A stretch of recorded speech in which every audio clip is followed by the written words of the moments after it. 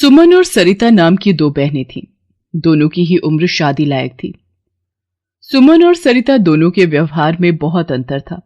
सुमन जहां सिर्फ अपने आप से मतलब रखती थी, वहीं सरिता दूसरों की मदद करने में सदैव आगे रहती थी। ऐसे ही एक दिन बाजार से आते हुए, दीदी ये गुब्बारा ले लो, मुझे भूख लगी है, सुबह से एक भी गुब्बारा नहीं बिका, ले लो ना दीदी।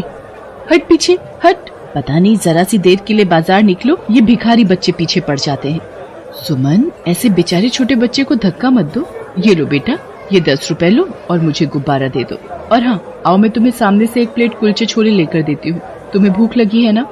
सरिता, तू तो इन भिखारियों पर ऐसे पैसे लुटाती है जैसे हम किसी करोड़पति के घर पैदा हुई हैं। सुमन, मैं करोड़पति तो नहीं, पर ट्यूशन पढ़ाकर जितना कमाती हूँ उसमें से कुछ पैसों से इनका पेट भर जाए तो मुझे बहुत खुशी मिलती है।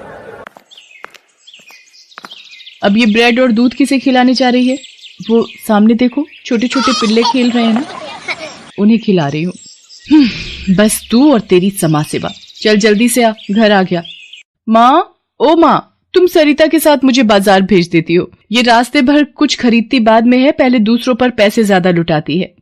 अरे सुमन, उसकी आदत है, आज से नहीं बचपन से ही वो ऐसी ही है। अच्छा छोड़ो माँ, पैदल चलकर धूप में मेरे पांव थक गए, कुछ खाने को बनाया तो दे दो, बहुत भूख लगी है। मैंने रोटी बनाकर रखी हुई है, जाकर रसोई में से ले ले। सरिता, तू भी कुछ खा ले बेटा, मैंने तेरे लिए भी रोटी बनाकर रख दी थी। अभी सुमन और सरिता रोटी खाने बैठी हुई थी कि तभी द्वार पर एक बूढ़ी औरत आ जाती है। बिटिया, पीने के लिए ठंडा पानी मिलेगा? धूप में चल चल कर मेरे पैरों में छाले पड़ गए हैं और प्यास से मेरा गला भी सूख रहा है। कोई पानी वानी नहीं है अम्मा, चलो जाओ, अगले घर से मांगो। सुमन, इतनी गर्मी पड़ रही है, हमें तक तो इतनी प्यास लग रही है, तुमने साफ मना कर दिया। अम्मा रुको, आप यहाँ बैठो, मैं आपके लिए सब्जी रोटी और ठंडा पानी लाती हूँ। सुमन अपना खाना खाने में मगन थी, पर सरिता अपना भोजन करने से पहले उस बूढ़ी औरत के लिए भोजन और ठंडा पानी लेकर आती है। जीती रहो बेटी, भगवान करे तुम्हें बहुत अच्छा वर प्राप्त हो और तुम एक बहुत बड़े घर की बहू बनो। ये अम्मा तो ऐसे कह रही हैं जैसे कल ही तेरे लिए किसी करोड़पति घर से रिश्ता आने वाला हो। और वैसे भी अम्मा, बड़ी मैं हूँ, पहले मेरी शादी होगी। बिटिया, वक्त बदलते देर नहीं लगती। हर व्यक्ति के अपने अपने कर्म होते हैं, जिसका फल उसे इसी जन्म में भोगना होता है। जो जैसे कर्म करता है उसे वैसे ही फल की प्राप्ति होती है। ये लो अम्मा, ये कुछ फल और पानी अपने साथ लेती जाओ। बूढ़ी औरत सरिता को आशीर्वाद देकर चली जाती है। कुछ देर बाद, अरे सुनती हो, रामलाल भाई साहब का फोन आया था। लड़के वाले कल सुमन को देखने आ रहे हैं। बहुत ही अच्छा रिश्ता है, लड़के की कपड़े की दुकान है। फिर तो खूब तैयारियां करनी होगी, नाश्ता चाय सब कुछ देखना होगा। माँ आप चिंता मत करो, मैं सब संभाल लूंगी। पर सरिता, मैं तो ये चाहती हूँ कि सुमन भी इस जिम्मेदारी को समझे। लड़के वाले उसे देखने आ रहे हैं, तुझे नहीं। सरिता, कल तू सब संभाल लेगी ना? तुझे पता है मुझे तो रसोई के कामों के नाम से ही डर लगता है। तू चिंता मत कर सुमन, मैं सब संभाल लूंगी। अगले दिन सुमन को देखने लड़के वाले आते हैं। आपकी बेटी सुमन सचमुच बहुत सुंदर है, ये लीजिए समोसा खाइए। देखा गगन की माँ, तुम सुमन जैसी घरेलू लड़की ही अपने गगन के लिए चाहती थी ना, तुम्हारे अरमान पूरे हो गए। यार गगन, समोसा तो वाकई में बहुत ही स्वादिष्ट है। क्या कर रहा है सौरभ? अब तक 2 समोसे खा चुका है, बस कर। अरे हमारी होने वाली भाभी के हाथों के बने समोसे हैं, तो मैं अपने आप को रोक नहीं पाया। रुक, मैं जरा हाथ धोकर आता हूँ। गगन का दोस्त सौरभ हाथ धोने के लिए जाता है, तभी उसकी नजर रसोई में खड़ी सरिता पर पड़ती है। सरिता सौरभ के हाथ धुलवाती है। सौरभ उसे एक नजर देखता है और आकर बैठ जाता है। लड़के वाले रिश्ते के लिए हाँ कर देते हैं और कुछ दिनों बाद सुमन की शादी गगन से हो जाती है। शादी के बाद सुमन अपने मायके आती है। देखो माँ, ये कीमती गहने, कपड़े और ढेर उपहार मेरी सास ने और ससुराल वालों ने दिए हैं। लोग कहते हैं ना, कर्म करो तो ऐसा होगा वैसा होगा, पर मैंने तो आज तक 1 रुपया भी किसी को दान नहीं किया, फिर भी इतने बड़े घर में मेरी शादी हुई है। ये तो बहुत खुशी की बात है मेरी बच्ची कि तू अपनी ससुराल में खुश है।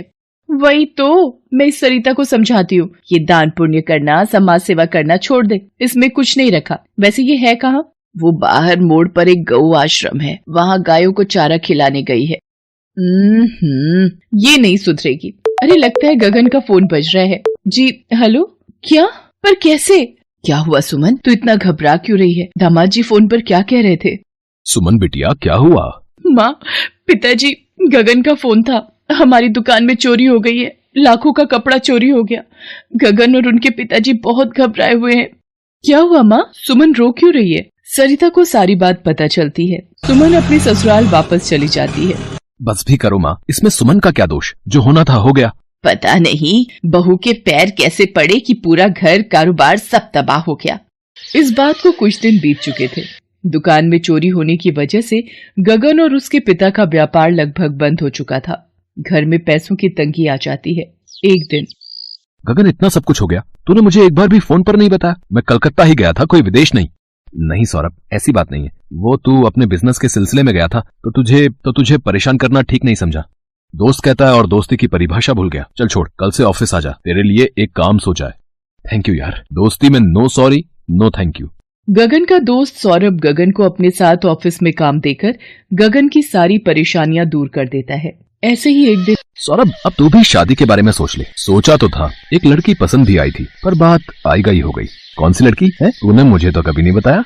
बस यार, मौका ही नहीं मिला उस वक्त बताने का। मतलब यार गगन, तू गलत मत समझना, मुझे सुमन भाभी की बहन सरिता बहुत पसंद है। उस दिन जब रसोई में तो समोसे कोई और बना रहा है। आपने समोसे बहुत स्वादिष्ट बनाए हैं। प्लीज आप ये बाहर किसी के सामने मत कहिएगा कि ये समोसे मैं बना रही हूँ। अच्छा, तो वो समोसे सुमन ने नहीं सरिता ने बनाए थे हैं? हाँ यार, पर तुझे सुमन भाभी पसंद आ गई थी और फिर सरिता ने भी मुझसे वादा लिया था। ये तो बहुत ही खुशी की बात है। मैं आज ही सुमन के परिवार वालों से तुम्हारी और सरिता की शादी की बात करता हूँ। गगन सौरभ और सरिता के रिश्ते की बात करता है और सबकी रजामंदी से सरिता की शादी सौरभ के साथ हो जाती है। सौरभ एक करोड़पति बिजनेसमैन था। सरिता को बिन मांगे ही मोती मिल गए थे। उन बूढ़ी अम्मा ने इसका मतलब सच कहा था। सरिता को उसके द्वारा किए गए अच्छे कर्मों का ही फल मिला है। अगर मैं भी अच्छे कर्म करूं तो फिर तो मेरी भी जिंदगी में बदलाव आ जाएगा। मैं अभी सरिता के पास जाती हूँ। सुमन सरिता के घर जाती है। सरिता, मुझे भी अच्छे कर्म करने हैं ताकि मेरे जीवन में भी खुशियां लौट आएं। मुझे तुम्हारी तरह बनना है।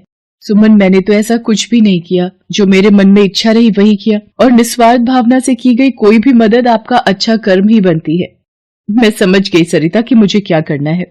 सुमन घर जाती है और सबके सामने कुछ ऐसा कहती है जिसे सुनकर सब हैरान रह जाते हैं।